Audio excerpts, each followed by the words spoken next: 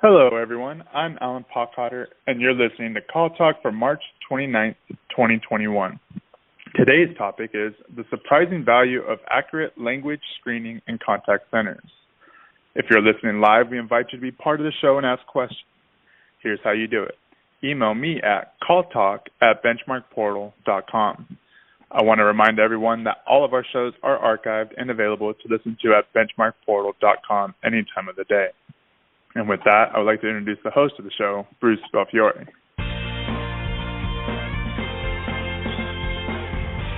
Thank you, Alan, and welcome back to Call Talk, everyone. Well, operating a contact center efficiently and profitably is not an easy task due to balancing so many challenges, and high employee turnover usually being toward the top of that list. And in contact centers with bilingual agents, yet another element of expense and complication is added, which is hiring based on language proficiency, which can be true for both bilingual and for English-only centers. So we'll be addressing both today.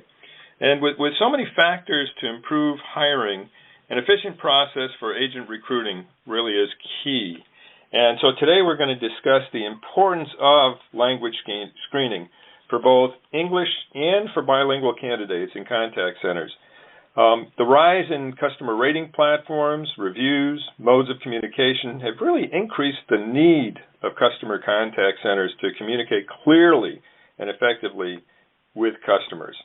If an agent can understand the customer, ask questions, and clearly communicate the solution in the customer's native language, centers will improve hold times, resolution times, CSAT scores, and more. So the improvement on this really starts with initiatives in the recruiting process and identifying talent with the ability to communicate clearly. But this can take a lot of management time during the screening process, and so one recommendation is to leverage technology to do this for you.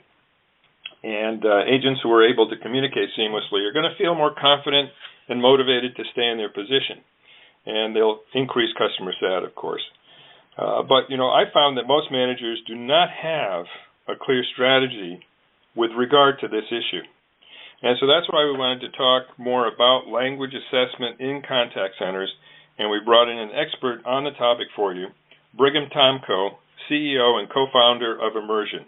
Welcome to the show, Brigham.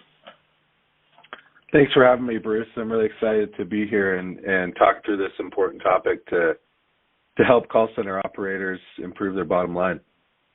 Okay, well, good. We're really glad to have you. I think it's an important topic. It's one I've been talking about over the last year in particular, and I'll talk about why shortly. But anyway, Brigham, you have extensive experience, and there's nothing like firsthand experience from our guests. And the experience you have includes running your own BPO and contact center over the last 10 years. Can you tell our audience a little more about that experience and what KPIs you focused on to be successful?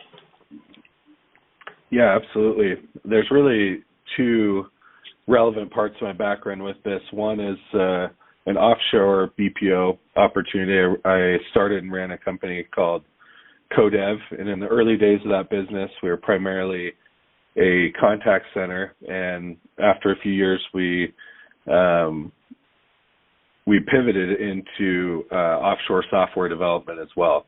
So I have both experience on the contact center side there, and then I also own a market research company where we have about 500 reps who are collecting market research for both corporate customer satisfaction scores and research and political research. And running both of those businesses, they were a little bit different. One was offshore, one was here in the United States, and particularly in our offshore facility in the Philippines, we had a major need for assessing people's language ability. But some of the key KPIs that we looked at are similar to probably most of the listeners on this call.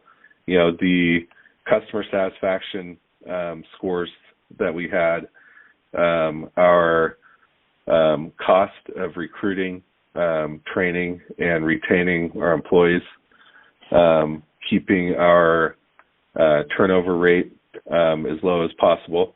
And in this industry, margins are tough and tight, and it's very competitive. So really controlling 5 or 6 metrics, especially around the employee side and the hiring side, really help protect our margins in that space. Okay, go ahead. Yeah, just one particular one that in our offshore facility that was important was being able to screen language ability. In our model, our employees, our agents interacted directly with our customers, and as most companies do, we tried to screen for language using people. Very little software is still used in this industry to assess the language ability, and we had 2 English as a second language HR reps screening hundreds and sometimes thousands of candidates per month for the language ability, and that process was actually what led to the beginning of Emmersion, was the pain that we felt in my own BPOs trying to screen for that language ability. Well, there's nothing like feeling the pain yourself to coming up with a solution. The necessity is the mother of invention, that's for sure. This is an important point. One of the things that I'm fond of saying is that nothing is so clearly stated that it can't be misunderstood. And I kind of overstate it that way just to bring a chuckle, and also to focus people on the fact that it is important that they have agents who are able to communicate really clearly and who have a grasp of the ideas, but also a grasp of the language as well. And, one of the other things that came up, Brigham, during the course of the pandemic is that so many people are now at home working. There's been turnover, so people have had to hire, in many cases for the first time, have had to hire people without ever seeing them. And this has been a really tough thing for a lot of people. And I've been part of a number of events, industry symposia and conferences during the course of the year. And one of the things that I've heard over and over again I've been asked about, is hiring for at-home agents when you don't actually get to bring them in the office and see them. The best you can do is a Zoom type of call. And so we focus some of our research on that. And what's come out is that some of these things have turned out to be pretty good, but they have to be really well and intentionally structured, or it's a disaster. So one of the areas that's involved here is, in fact, the language capabilities. And this is whether you're talking about hiring somebody in the United States to speak English to people in the United States, or whether you're hiring people abroad for positions where they're going to be speaking English, or where they're going to be speaking other languages, Spanish, French, etc. And how well are they able to do that? So, how does automating the language screening process lead to hiring better agents? I've kind of set up the problem here, and I've encouraged people during the course of the year to look to technology to take some of that burden off of their plate. But tell us, how that all can work for people in our audience. Yeah, definitely.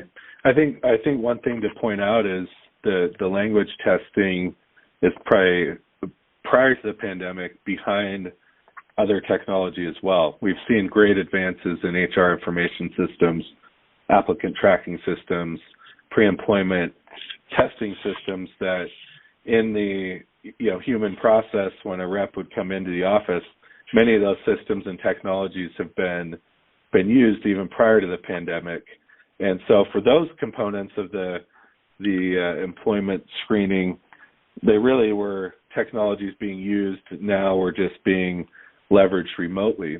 To contrast that, for language screening globally, more than 95% of the language screenings done in the employment process are still done as part of the human live interview process. And so there wasn't a lot of technology being used. So for those, when the pandemic hit, it was sort of doubly difficult on the language side because they had to adopt the technology and then also use it remotely. Mm-hmm. So there was a little bit of difference there, and I think that's why some of that has been difficult because there wasn't great products out there to assess ability. And when we're thinking of language ability for contact center, you have contact centers that are chat only, and so really reading, writing, grammar skills are more component. And you have voice only contact centers where the speaking ability is paramount. And now many of the centers are using both sets of those skills. And the most difficult thing to assess is obviously speaking ability at scale and leveraging those assessments. And once hiring couldn't be done face-to-face in the office, many of these companies needed to turn to technology. And to your point, I think as you turn to technology, it's using the right technology and using it in the right way and knowing what you're looking to assess. And I think for most contact centers, the hard thing to assess is the speaking ability. And so I think as you're looking to assess that speaking ability, you need to find software that gives you accurate results and that are immediate, similar to like when you had a HR representative doing the interview, you got results immediately so that decisions can be made in this hiring process. Because I think a unique component, you know this better than I do, in the contact center space is typically agents will come in and fill out an application to 5 or 6 centers at once. And they'll accept the job at the one that gives them an offer first. And so there isn't an option to have a slow, clunky recruiting process in the call center space, or you miss out on the best candidates. So finding software that fits into your process, can give you immediate results, but also gives you the data you need to make a decision. If it just gives you a number, that doesn't help you. You need to know the context of, where the right cut points are for the different service level agreements, you may have with different customers. It's a really good point about, having the quick turnaround and the fact that without technology, it is, as you put it, clunky and can take extra time. That's not going to, help anybody. Well, let's split this out for our audience, Brigham, into 2 parts, and that is because I'd like to also sort of address the questions in the minds of some of our listeners who maybe just haven't done anything like this before. And so there's the written and there's the speaking. And one of the things that I'd like to point out, too, is that in terms of the written, obviously that's important for anybody who's doing the emails. You can only do canned stuff up to a point, and if you overdo it, then your customer satisfaction goes down the tubes. So you have to get people for that job who are able to write. Same thing is true with regard to texting and chat. And, it needs to be reminded, too, that agents who are on the phones still have to fill in customer relationship management system records. And for those who are terrible communicators in writing, the next agent who picks up that record, who opens that record, is going to be at a real disadvantage and is going to have their morale, impacted negatively if it's a bunch of gibberish and they can't understand what's going on and the customer is very upset and all that sort of thing. So really the writing is for everybody, and then the speaking obviously is extremely important for the ones who are on the phone. So what happens if you, in fact, use a technology, a software to do this? It's something that the center, contracts for, and then is able to send out a link to the candidate. Is that how that works? Yeah.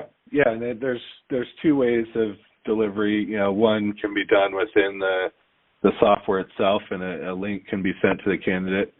These types of softwares can also be integrated with existing applicant tracking systems. So if someone's going through a process in an ATS, that link can be provided right in the existing applicant tracking system. They can click, take the assessment, and the data can dump right back into whatever the system of record is, whether it's the ATS or the HR information system. Perfect. But yeah, very, very simple process either way that you choose to do it. Okay, and then you can see what the results are, and you can come up with your standards that are appropriate for your industry and your hiring levels, et cetera, and then you can make your decisions based on that component of your screening process. Okay, great. Go ahead. Bruce, just on that, I think what's important there is that when you do use software, you are able to set specific cut points across your organization. So you may have multiple interviewers at dozens of locations around the world. And this is one of the ways, software definitely improves the process, is that those cut points are then standard throughout all of your people and throughout all of your locations that can be set, and you get the uniformity across the entire organization with those. Right. So, yeah, those sessions to put everybody on the same level in terms of your interviewers, which can be very time-consuming and which then have to be redone on a regular basis, and the time somebody comes onto the team needs to be done too. Those kind of go away because you have the technology leveling that all out. And then thinking about the speaking side as well, it's the same sort of process, I assume, where there's a link and then the person is able to talk and respond to questions, et cetera, from the software. Is that correct? Yeah, that's correct. And the only additional kind of software needs is they need to make sure their mic and audio collection hardware on their computer is working. So that's an important part of the assessment itself, to be able to assess and verify that the audio is good and the connection is good, because you can't rate someone's ability if you don't have great audio in that process. The other important thing is that you can get a score back, but if you're not meeting that person, Bruce, you brought up many people are hiring people they've never met for the first time. And just relying on a speaking score alone doesn't build that relationship very well. And so the software also allows you to, those who hit your threshold of ability, you can also go back in and listen to some of the audio that they have to see if the accent and the way that they speak would fit the way that the company operates. So you do rely on the assessment data, but you also want to keep some of that human component there, if possible, to hear their voice and have some opinion left to the interviewers. Sure. And the interview part is so important that in person, of course, is the best. But if it's a Zoom interview, because that's or Ring Central, whatever it happens to be, if that's the best that can be done, then that's good too. But that is taking up time of your supervisors, your hiring people in HR, et cetera, whoever it is that's doing that, is taking up their time. So you really want to have a process which funnels those people who are most likely to pass that test, rather than getting a ragbag of people who may, in fact, you're basically wasting their time and your time as well. So this is a good gating component of your process to make sure the process is used as well as possible. So we see typical global. We have call centers and contact centers globally we work with, and they typically screen 7 to 15 applicants per hire. To your point, if you had to talk to each of those and go through 30 minutes to determine that their abilities weren't there, that wastes so much time. And I think with doing a language assessment, depending where you put it on the process, whether it's step 1 to screen out 50 or 60%, or step 2 or 3, but prior to the human interviewers, we view technology and AI as a way to augment people to be able to spend more time on more important activities, and this is definitely a way to narrow those down to only those who have the language ability necessary to complete the job. Right. One thing that I'd add before we turn things over to Alan for some questions is that you need to know your audience. So listeners on this call should know their audience? Is their audience maybe a little bit older and more fussy with regard to grammar and things like that? Or is it, the kind of, there was one center that we dealt with that had two totally different kinds of callers. One were people who were into surfing and sports and things like that. And so, you'd listen to those calls, it'd be, yeah, man, hang 10, the surf's up, all this kind of stuff. And then the other set of customers were the military. So, very different calls, and they would actually hire people who are able to communicate well with both. And so, know your callers, so that you can sort of then utilize technology to your advantage in terms of getting the right people for your type of center. So good. Anything to add before we turn things over to Alan for some questions? No, I think that's great, and let's jump into those questions. Okay, over to you, Alan. Yes, we have a couple questions here. The first one is from Alec, and he is asking, it seems like the recommendation is to remove humans from the hiring process. How can we limit human error but not be concerned about AI replacing humans? Good question. Yeah. Yeah, I think it's a really, really good question. I think, in these types of discussions, people end up sort of pitted on opposite ends. It should be all human or all AI. I personally, and we at Emmersion, really focus on how can AI and technology enhance the value of your key human employees. So we're not looking to replace, but as we've discussed a little bit earlier, we want your HR professionals to be focused on those candidates who are pre-qualified on basic skills. So if speaking is a requirement, then use an assessment to pre-qualify them before you have a human interviewer spend time with them. If there's other technical skills that they need to have, there's great pre-employment technical assessments that you could deliver, screen out candidates, so then your interviewers can really be focused on cultural fit and specific job fit for your company, as opposed to weeding out basic skills. So I think for us, it's definitely not replace humans. It's allow the humans to do things that only they can do, because humans are expensive, but they're also very high value. And so technology can replace some of those repetitive, lower value activities to allow them to focus on those more important parts of their jobs. Yeah, the only thing I'd add to that is something that, Brigham is implying as well, and that is that all this needs to be fit into a process that's well-structured, well thought through, and there's many other components to it as well. And what you're trying to do is to optimize use of your resources and optimize the probability that you're going to get the best people for the job. So, yeah. Okay, back to you, Alan, for the next question. Yes, the next question is from Katie, and she's asking, you mentioned that your focus is to improve customer satisfaction, but you highlight language screening as one of the top skills to test in the hiring process, not overall communication skills. How does a focus in language screening affect customer satisfaction?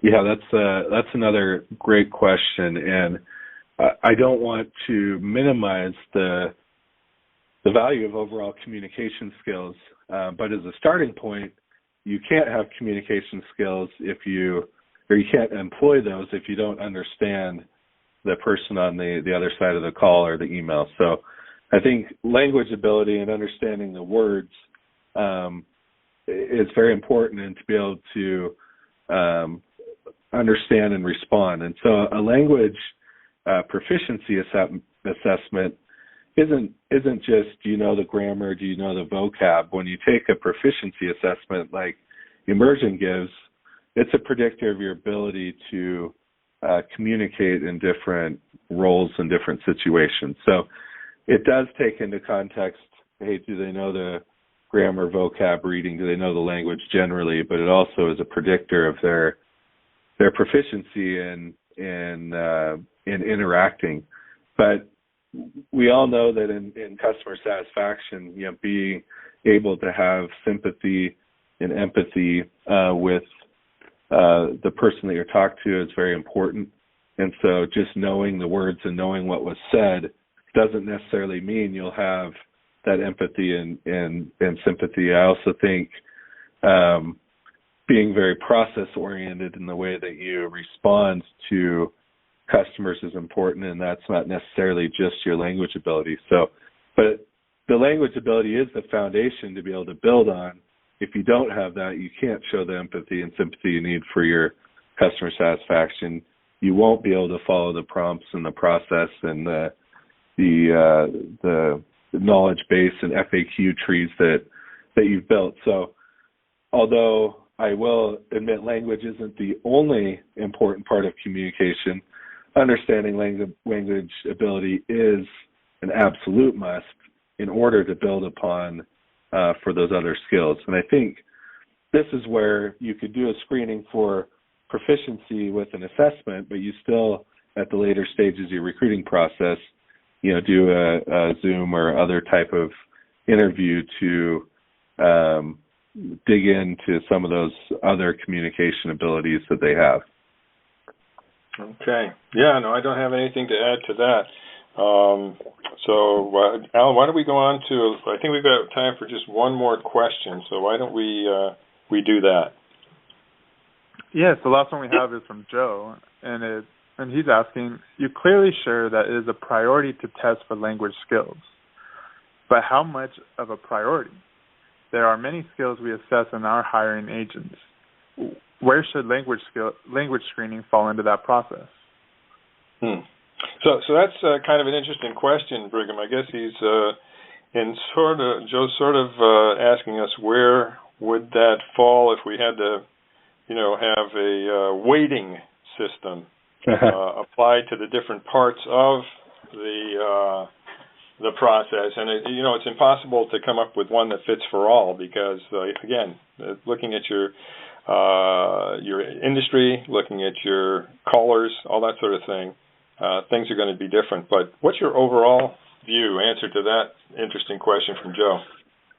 Yeah, I think it is interesting, and maybe if I can use a little bit of an example, but let's say if in order to fulfill the job function, you needed to have basic technical skills, and you were going to communicate those with the customers, or basic accounting skills. You could have the best accounting skills in the world, but if you are dealing with a customer who speaks Spanish and you don't speak Spanish, your accounting skills don't matter in the communication in that contact center. And same with technical skills. If you speak Russian but don't speak English, and you're talking to an English-speaking customer, then those other skills, in my mind, it doesn't matter if you have them or not if you can't communicate them.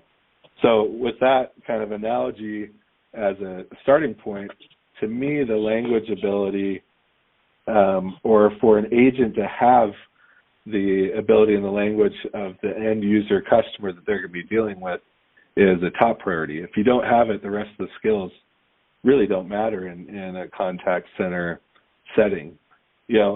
So from that perspective, I believe it should be in the front of the process and is a prerequisite for the rest of the skills.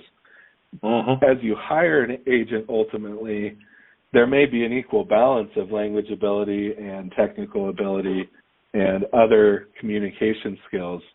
And that's fine at the end, but if you don't have the language ability, like I said, I think the rest of the skills that you have just can't be used or leveraged in that process. So I think if language is a requirement, it should be early in the process, and you shouldn't waste time doing any of the other assessments or interviewing or pre-employment process if they don't meet that pre-existing language requirement. Yeah, no, that's a very good point. And I think of the fact that I'm dual national, Italian and American. Spent 10 years over there. I'm bilingual, and I remember at one point there was a very talented, very bright young woman in Milan who I asked to do a project for us, and she then went on to Cambridge later on. But so very, very bright, but she didn't have the skills in the sector that we were talking about. And she just didn't have the ability to sort of do the translation the way it needed to be done. Even though her English was beautiful, when she translated from Italian to English, it didn't work. So these are things you have to try to discover ahead of time and figure it out. And you don't want to have to send somebody to Cambridge to be able to do that. So, and we're not talking about eliminating split infinitives or making sure every subjunctive is used properly. We're really just trying to get the right skills in the right job. So, Brigham, this has been great, very, very interesting, and we really appreciate your sharing your insights and experience with us. Are there any final things that you'd like to mention before we hand things back over to Alan to wrap things up? It's just my pleasure to join you, and I think to reiterate points that you've made throughout of technology should be a way to improve and enhance the process, and with situations like the global pandemic, it's become a requirement to find that right process that mixes the human engagement and the technology together. Okay, great. Well, listen, thanks so much. And with that, we'll hand things over to Alan. Yes, thanks again to Brigham and to Bruce for your insightful discussion on today's show. Please be sure to join us next month for another great show, or look at our huge selection of archive shows on hot topics at BenchmarkPortal.com. Then click on Call Talk, where you'll find over 12 seasons of this show. From all of us at Benchmark Portal, keep those headsets steady and your fingers ready. This is Alan Pockhotter signing out. Have a great day.